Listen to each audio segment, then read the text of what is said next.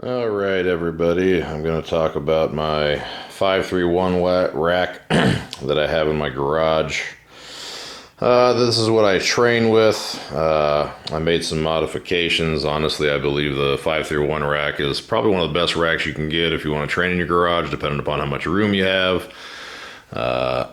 So some of the modifications that I made to it. These racks all come with flanges in the front to where you can actually attach it to the ground if you want to have some more stability.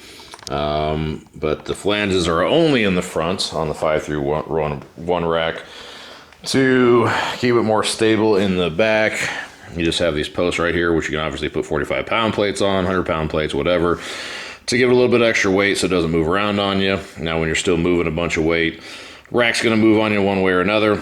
So one modification I made to it is I manufactured some brackets, and I welded them to the rack and secured it to the ground. So if you guys are wanting to make sure your rack is not moving around, it's probably one thing you might want to think about doing the 531 rack.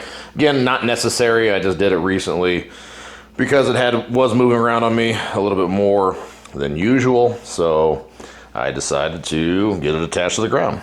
Another modification I made was I put a cable attachment on here. Now, this is a homemade cable attachment, so meaning I bought the components, rigged it up myself. There was nothing I had to buy online. That, they do sell kits out there for these, but basically what I did, I got some pulleys. They're rated at 420 pounds a piece. I just attached them to the existing steel, one on the middle cross member, one out here on the pull-up bar.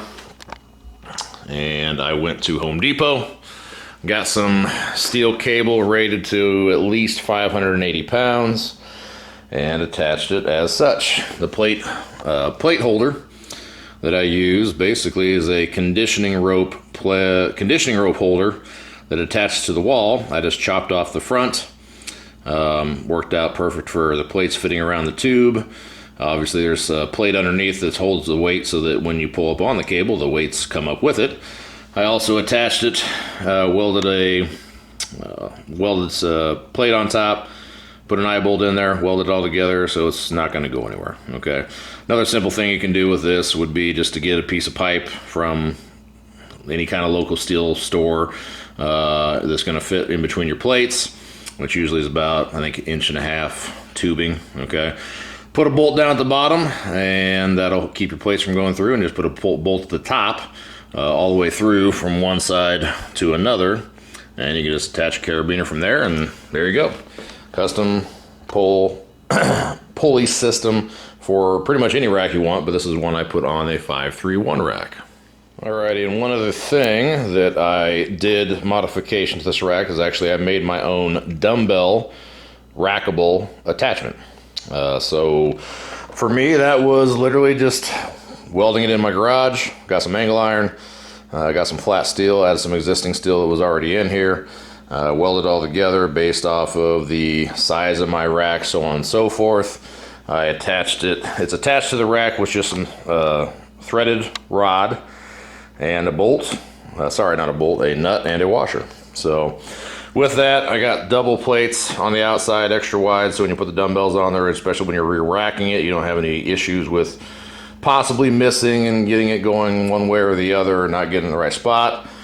The grips on the outside, all this stuff was measured out for me, for my grip, for where I like to take the dumbbells out. It's a modification, like I said, you can make it, have someone make, but have any one of these made for anybody's rack for the most part.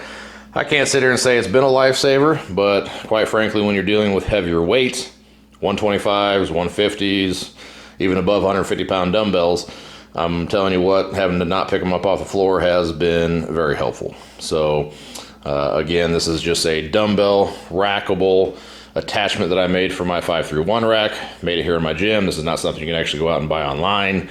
They do have some of those things out there, but those fit certain types of racks. This is one I made myself. So anyway, if you ever have any questions about some of the stuff I've done to this, just give me a holler, put it in the comment section, and I will get back to you. Thanks.